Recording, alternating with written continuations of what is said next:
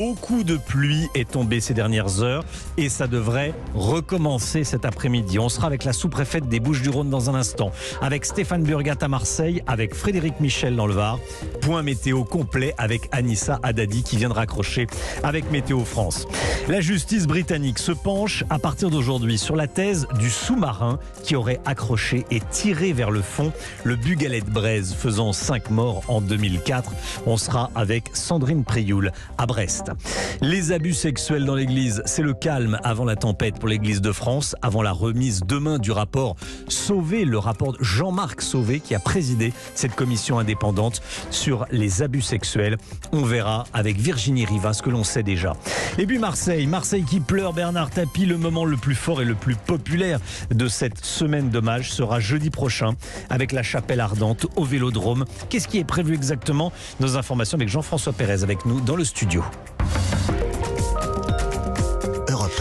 Les écoles sont fermées, les parents ont été invités à récupérer leurs enfants dans les Bouches-du-Rhône et dans le Var. On ira dans le Var dans un instant. Tout d'abord, les Bouches-du-Rhône, avant d'être en direct avec la sous-préfète des Bouches-du-Rhône, Stéphane Burgat, en direct du Vieux-Port.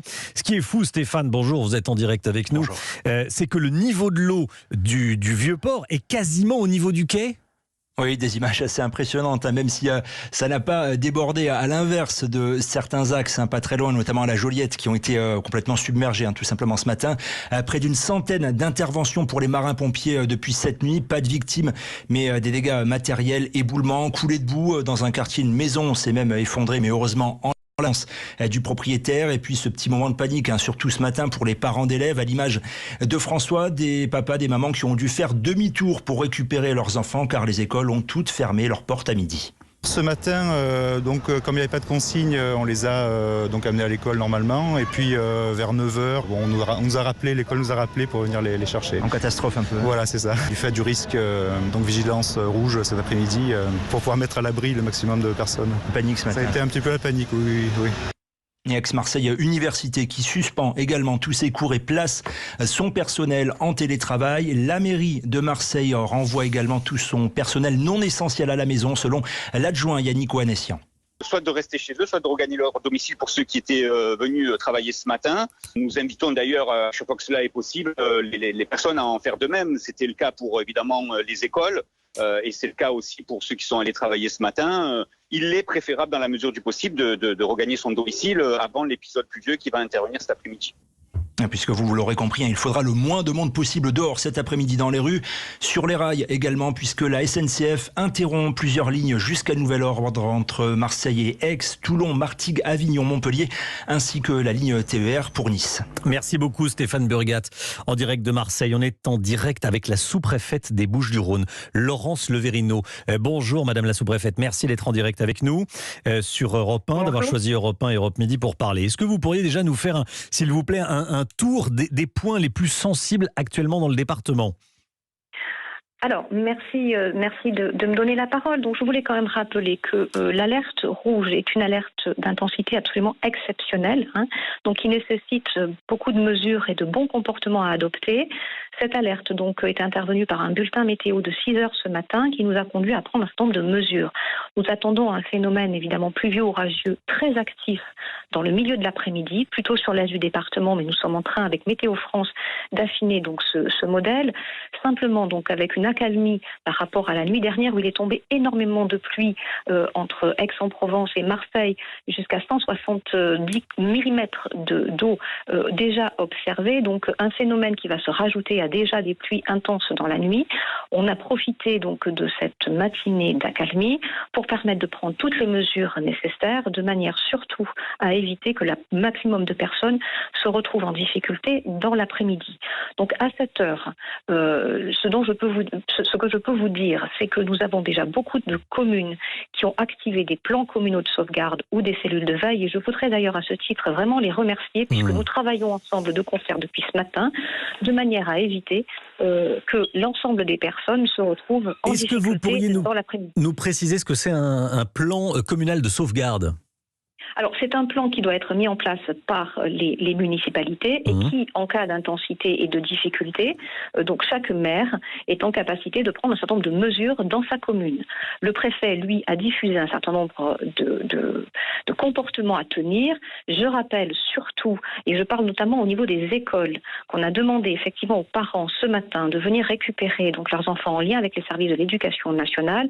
Ça fait partie de ces mesures. Bien sûr. Madame la sous-préfète, si je voulais vous résumer, je dirais que vous demandez à toute la population de rester chez elle aujourd'hui, cet après-midi.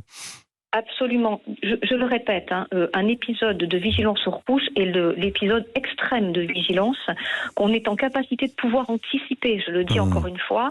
Donc c'est vraiment cette fois-ci, nous surveillons les cours d'eau, nous surveillons les routes. Donc nous demandons vraiment la plus grande prudence. Nous demandons à toute la population de se tenir informée sur les réseaux sociaux. Nous publions en lien avec les communes des communiqués réguliers, de ne pas prendre la voiture, de reporter les déplacements qui ne sont pas indispensables, de ne pas sortir. Évidemment, de se soucier de ces personnes des personnes les plus proches et de vérifier qu'ils sont correctement à l'abri. Et c'est surtout de ne pas s'engager en voiture ou à pied dans les sous-sols, de pouvoir se réfugier, de s'éloigner des cours d'eau. Voilà, ce sont des mesures de bon sens, mais que nous sommes en capacité de diffuser, que nous diffusons depuis ce matin en lien avec les collectivités. Je voulais également remercier évidemment tous les services de secours et les pompiers qui sont en alerte maximum et qui nous aident à anticiper au mieux cette situation pour permettre d'éviter les plus grands risques dans l'après-midi. Merci beaucoup Madame la sous-préfète. Voilà, des consignes, j'allais dire presque de bon sens qui peuvent sauver des vies. On reste chez soi quand on est dans les Bouches-du-Rhône actuellement. Merci beaucoup Madame la sous-préfète d'avoir choisi Europe Midi pour parler. Le Var à présent, Frédéric Michel en direct du Var. Quelle est la situation dans le Var, Frédéric ?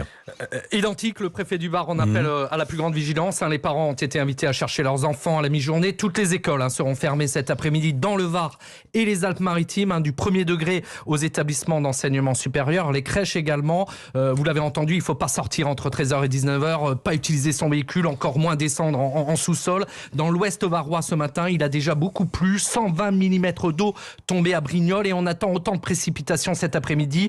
Les cours d'eau se remplissent, le risque c'est qu'ils sortent de leur lit. Il faut donc se tenir à distance, mais aussi à distance des arbres, car l'activité orageuse sera très importante avec de nombreux impacts de foudre. Merci beaucoup Frédéric. Anissa Haddadi, spécialiste météo à Europe 1. Déjà, comment en est-on arrivé là, Anissa ? Alors, ce qui se passe, c'est que depuis 3 jours, Romain, nous avons une perturbation qui traverse le pays d'ouest en est. Souvenez-vous, samedi, c'était le département des Pays de la Loire qui était placé en vigilance rouge pour pluie et inondation. Alors, cette perturbation très active, elle avance. Cet après-midi, c'est tout l'est du pays qui est concerné. Donc, on a aussi de la pluie, il ne faut pas l'oublier, de l'Alsace jusqu'aux Alpes. On a des précipitations aussi assez fortes cet après-midi sur l'Isère.